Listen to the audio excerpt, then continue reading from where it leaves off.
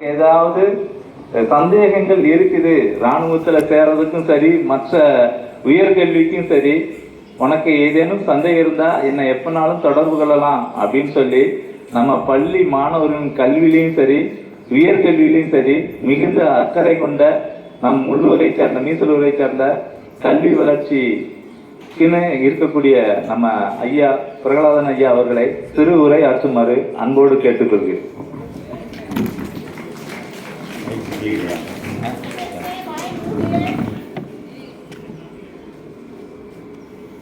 Hello, கேக்குதா? எல்லாரும் கௌரவம் கை தட்டுங்க, ரொம்ப கம்மியா இருக்குது.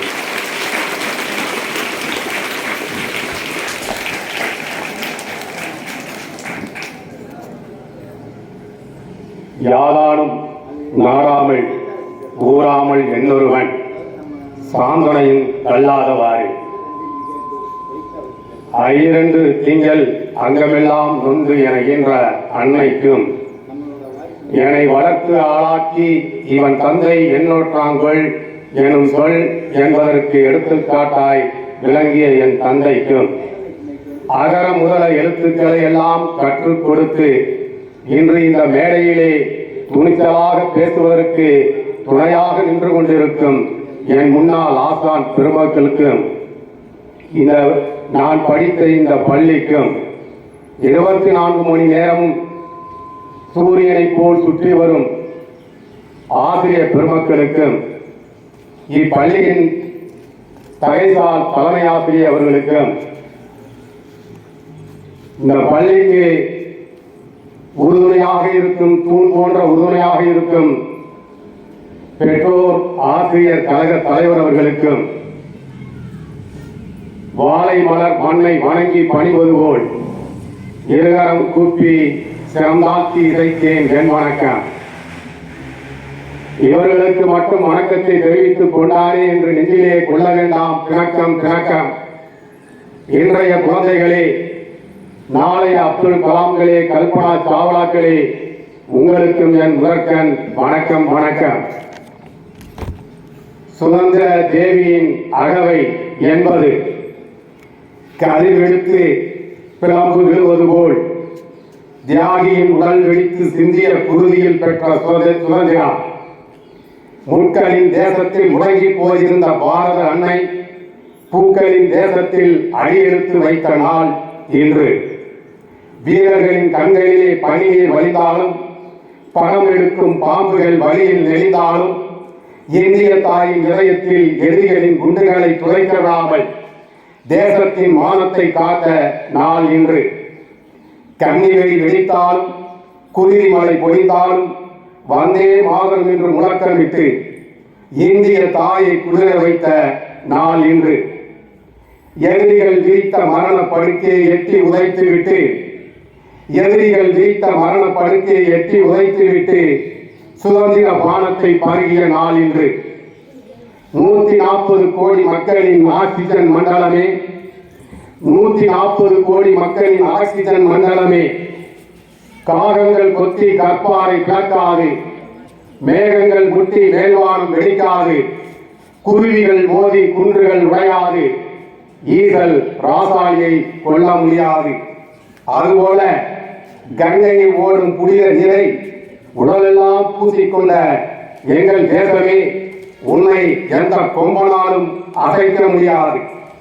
நாங்கள் சுவாசிக்கும் மூச்சு காற்று மலைமகள் அலைமகள் கலைமகள் எனும் முப்பெரும் தேவியின் முழு உருவே. நீ இருக்கும் இடமே எங்களது கோயில்.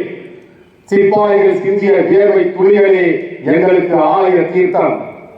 சுதந்திர காற்றை சுவாசிக்க வைத்த தியாகிகளை போற்றுவோம். இன ஒற்றுமை ஜீவத்தை ஏற்றுவோம். தேச முதன்மை எப்போதும் இந்தியர்கள் முதன்மையானவர்கள் என்ற கருப்பொருளில் பல நிகழ்ச்சிகளை ஏற்பாடு செய்து இந்திய அரசாங்கம் நடத்தி கொண்டிருக்கிறது. சுதந்திர இந்தியாவின் முதல் பிரதமரான ஜவஹர்லால் நேரு முதல் முறையாக டில்லி செங்கோட்டையில் மக்களிடம் உரையாற்றினார். அடிமைப்பட்ட இந்தியர்கள் கொதித்து எரிமலை போல் வெடிக்க ஆரம்பித்து விட்டார்கள் என்பதை அறிந்து கொண்ட வெள்ளையர்கள் இனியும் நாம் இந்தியாவை ஆண்டால் நமக்கு வெள்ளையடித்து விடுவார்கள் என்று அஞ்சி நடுங்கி இந்தியாவிற்கு ஆதிக்க அந்தஸ்து வழங்க முன்வந்தனர். முகமது அலி ஜின்னா, ஜவஹர்லால் நேரு, மகாத்மா காந்தி மற்றும் தேக் பகதூர் சப்ரு ஆகியோரால் பிரதிநிதித்துவப்படுத்தப்பட்ட இந்தியர்கள் குழு முழுமையான சுதந்திரத்தை விரும்பினர். 1929ஆம் ஆண்டு இருவின் பிரபுவுக்கும் இந்திய பிரதிநிதிகளுக்கும் இடையிலான பேச்சுவார்த்தை தோல்வி அடைந்தது. இந்திய தேசிய காங்கிரஸ் ஆண்டுதோறும் தன் பொதுக்கூட்டத்தை டிசம்பர் மாதம் நடத்தும். அதுபோல் அந்த ஆண்டு நடைபெற்ற லாகூர் அமர்வில் முந்தைய ஆதிக்க நிலையிலிருந்து விலகி முழு சுதந்திரத்திற்கான பூர்ண சுவராஜ் தீர்மானம் நிறைவேற்றப்பட்டது. நேரு அவர்கள் டிசம்பர் 29, 1929 அன்று லாகூரில் உள்ள ராவி நதிக்கரையில் தேசிய கொடியை ஏற்றினார். ஜனவரி 26, 1930 அன்று பாரத தேசத்தின் முதல் சுதந்திர தினமாகவும் தேர்வு செய்து அறிவித்தனர். அப்போது இருந்து 1947 ஜனவரி 26 இந்தியா சுதந்திர தினமாக கொண்டாடியது. 1950ஆம் ஆண்டில் இந்திய அரசியலின் அரிஸ்டாட்டில் என்று அழைக்கப்பட்ட டாக்டர் அம்பேத்கர் இயற்றிய அரசியல் அமைப்பை ஏற்றுக்கொண்டு குடியரசாக மாறியதும் இதே தேதியில்தான். இந்த தேதியைத்தான் இன்று குடியரசு தினமாக கொண்டாடுகிறோம். ஆகஸ்ட் 15 இந்தியாவின் சுதந்திர தினமாக ஏன் தேர்ந்தெடுக்கப்பட்டது தெரியுமா மாணவர்களே? பல வருட போராட்டத்திற்கு பிறகு இந்தியர்கள் ஆங்கிலேயர்களை நாட்டை கைவிடும்படி கட்டாயப்படுத்தினர். ஜூன் 30, 1948க்குள் அதிகாரத்தை இந்தியாவுக்கு மாற்ற இந்தியாவின் கடைசி பிரிட்டிஷ் கவர்னர் ஜெனரலாக மவுண்ட் பேட்டன் பிரபுவுக்கு பிரிட்டிஷ் பாராளுமன்றம் ஆணையை பிறப்பித்தது. இந்தியாவுக்கு சுதந்திரம் வழங்குவதில் தாமதம் ஏற்படுவதை இந்திய சுதந்திர போராட்ட வீரர்கள் விரும்பவில்லை. சுதந்திரம் எமது பிறப்புரிமை என்ற வீர முழக்கங்களை கர்ஜித்து அவர்களை எதிர்த்தனர். 2ஆம் உலகப் போரில் ஜப்பான் சரணடைந்ததன் 2ஆம் ஆண்டு நிறைவை குறிக்கும் வகையில் மவுண்ட் பேட்டன் ஆகஸ்ட் 15 இந்திய சுதந்திர நாளாக தேர்ந்தெடுத்தார். ஃப்ரீடம் ஆஃப் மிட்நைட், அதாவது நள்ளிரவில் சுதந்திரம் எனும் புத்தகத்தில் இதை மவுண்ட் பேட்டன் மேற்கோளாக காட்டியிருக்கிறார். ஆகஸ்ட் 6 மற்றும் 9ஆம் தேதிகளில் முறையே ஹிரோஷிமா மற்றும் நாகசாகி மீது அணுகுண்டு தாக்குதல்களால் கடுமையாக சேதமடைந்தது. இதனால் ஜப்பானின் பேரரசர் ஹிரோஹிட்டோ ஆகஸ்ட் 15, 1945 அன்று தனது நாடு போரில் சரணடைவதை அறிவித்தார். மவுண்ட் பேட்டனின் இந்த முடிவிற்கு பிறகு British House of Commons July 4, 1947 இந்திய சுதந்திர மசோதாவை நிறைவேற்றியது. இந்தியா மற்றும் பாகிஸ்தானின் 2 தனித்தனி ஆதிக்கங்களை நிறுவ முடிவு செய்யப்பட்டது. ஆகஸ்ட் 14 நாளில் நள்ளிரவில் இரு நாட்டு தலைவர்களுக்கும் விடுதலை பத்திரம் வழங்கப்பட்டது. ஆகஸ்ட் 14 நள்ளிரவில் இரு நாட்டு தலைவர்களுக்கும் விடுதலை பத்திரம் வழங்கப்பட்டது. ஆகஸ்ட் 15, 1947 இந்தியா சுதந்திரம் பெற்றது. சுதந்திர காற்று சுவாசித்த விதம். தியாகிகள் சிந்திய குருதி துளிகளால் நெய்யப்பட்டது இந்த தேசிய கொடி. தியாகிகள் சிந்திய குருதி துளிகளால் நெய்யப்பட்டதுதான் இந்த தேசிய கொடி. அந்த கொடி வேலூர் மாவட்டம் பரதராமி பக்கத்தில் குடியாத்தம் எனும் ஊரில் தயாரிக்கப்பட்டது. அந்த கொடியைத்தான் இந்திய தேசத்தின் இதயமான டில்லி செங்கோட்டையில் முதலாக 1947 பாரத பிரதமர் பண்டிட் ஜவஹர்லால் நேரு அவர்களால் ஏற்றப்பட்டது அதிகாரப்பூர்வமாக.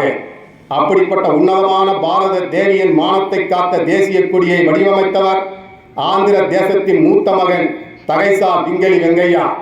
இவர் முதலில் சிவப்பு மற்றும் பச்சை நிற பட்டைகள் மற்றும் நடுவில் ராட்டினம் பெற்ற கொடியைத்தான் உருவாக்கினார்.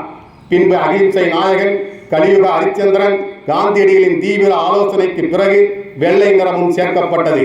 சிவப்பு நிறம் மெல்ல மெல்ல காவி நிறமாக்கப்பட்டது.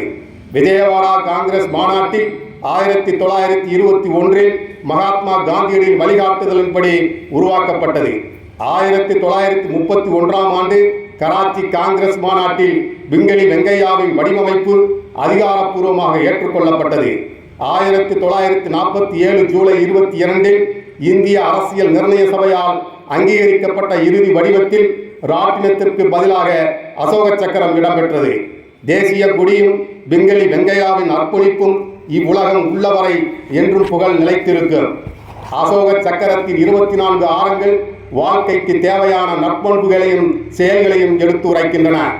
தைரியம், பொறுமை, அமைதி, பெருந்தன்மை, நற்பண்பு, நம்பகத்தன்மை, மென்மை, சுயநலமின்மை, சுயக்கட்டுப்பாடு, சுயத்தியாகம், உண்மை, நீதி, கருணை, அருள், பணிவு, அனுதாபம், இரக்கம், ஆன்மீக அறிவு, ஒழுக்கம், ஆன்மீக ஞானம், இறைபக்தி, நம்பிக்கை, ஆன்மீக ஈடுபாடு, கடமை.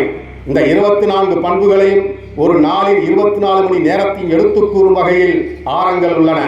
காலம் எப்போதும் நின்று கொள்ளாமல் இயங்கிக் கொண்டிருப்பதை போல நாமும் தொடர்ந்து முன்னேற்ற பாதையில் பயணிக்க வேண்டும், நாடும் நலம் பெற வேண்டும் என்பதை குறிக்கிறது. தேசிய கொடியில் இருக்கின்ற காவி நிறம் தியாகம் மற்றும் வீரத்தை குறிக்கிறது. நாட்டின் விலைமதிப்பில்லாத சுதந்திரத்திற்காக தங்களது இன்னுயிரை ஈந்த தியாகிகளின் வீரத்தையும் தியாக உணர்வையும் குறிக்கிறது. வெள்ளை நிறம் அமைதி மற்றும் தூய்மையை குறிக்கிறது. அமைதியான சூழ்நிலையும் மக்களின் தூய்மையான எண்ணங்களையும் பிரதிபலிக்கிறது. நல்லிணக்கத்தையும் நேர்மையையும் சுட்டிக்காட்டுகிறது. பச்சை நிறம் வளம் மற்றும் செழிப்பை காட்டுகிறது. வியர்வை துளிகளை சிந்தி உண்ண உணவு தரும் விவசாயத்தையும் உழவனின் உழைப்பையும் பசுமையான இயற்கையையும் நாட்டின் பொருளாதார வளர்ச்சியையும் குறிக்கிறது. அறத்தை நிலைநிறுத்தி உண்மையான ஜனநாயகத்தை நிலைநாட்டும் வகையில் அசோக சக்கரம் இருக்கிறது. மாணவர்களே, உங்களை பெறும்போது, உங்களை பெற்றபோது உங்களுடைய தாய் அழுதிருக்கலாம். ஆனால் நீ வளர்ந்து இந்த நாட்டில் வேலை செய்யும் பொழுது உனது தாய் அழக்கூடாது. அதுபோல ஆங்கிலேயர்கள் அடிமைப்பட்டு கிடந்த இந்தியா அன்று இந்திய தேசம் வளர்ந்திருக்கலாம். 1947 சுதந்திரம் பெற்ற பிறகு நாம் பல விட்டோப்பவர் என்று அழைக்கப்படுகின்ற நாடுகளை எல்லாம் கடந்து இன்று வெற்றி நடை போட்டுக் கொண்டிருக்கிறோம். உங்களுடைய பங்கு நாட்டிற்கு முக்கியமாக இருக்க வேண்டும். உங்களுடைய அர்ப்பணிப்பும் உங்களுடைய சேவையும் நாட்டுக்கு தேவை. ஐயா அவர்கள் சொன்னது போல கற்க கசடர கற்பவை கற்றவன் நிற்க அதற்கு தக என்று வள்ளுவன் அன்றே எழுதியிருக்கிறான் என்று சொன்னார். இந்த குறளிலே நீங்கள் சற்று யோசித்து பார்க்க வேண்டும். அந்த குறளிலே எங்கும் துணைக்கால் கிடையாது. துணைக்கால் இல்லாமல், ஒருவருடைய துணை இல்லாமல் நீங்கள் நாட்டிலே முன்னேற வேண்டும்.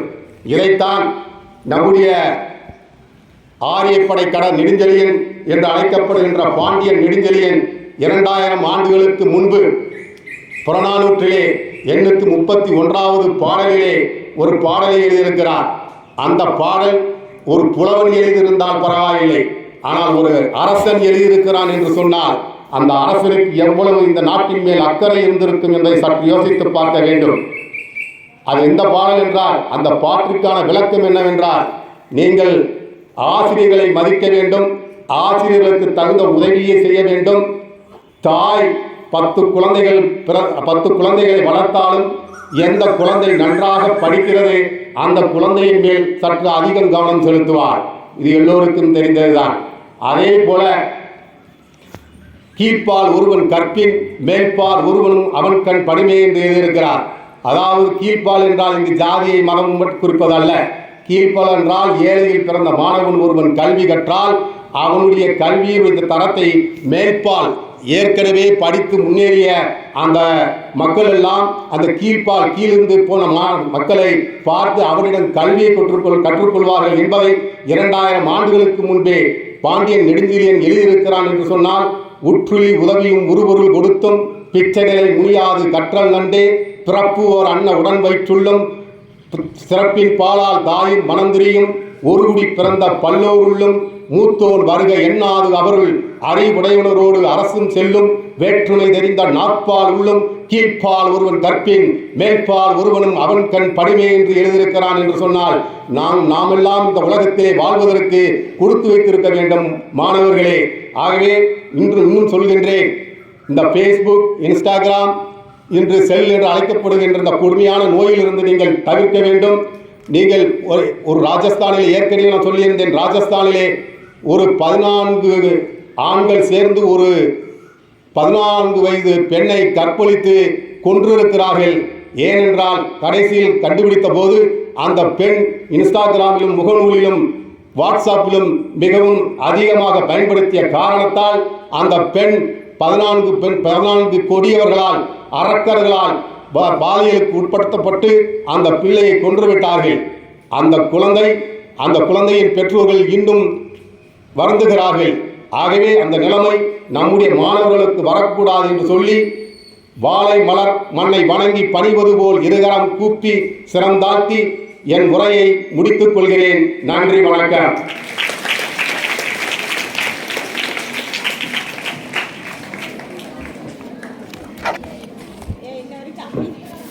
பேச்சில் கம்பீரமும் சொற்களில் உணர்வும் பொங்க நம் இந்திய சுதந்திரத்தினுடைய வரலாறை மிக அழகாக வழங்கினார்.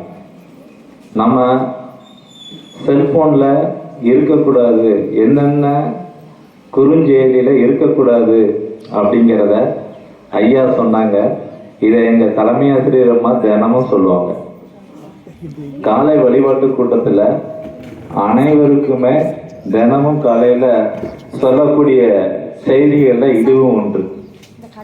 இதனுடைய ஆபத்து எல்லாருக்குமே சொன்னாலும் தெரிஞ்சாலும் அதுல இருந்து என்ன செய்யறதில்ல, வெளியேறது கிடையாது. அதை கட்டாயம் தவிர்த்து இந்த மாதிரி குறுஞ்செயலில் இருந்து நீங்க வெளியில வரணும்னு சொல்லி கேட்டுக்கிறேன். அடுத்ததாக இந்த அழகான உரை வழங்கிய ஐயா அவர்களுக்கு நன்றி. அடுத்ததாக நம் பள்ளியில் நடைபெற்ற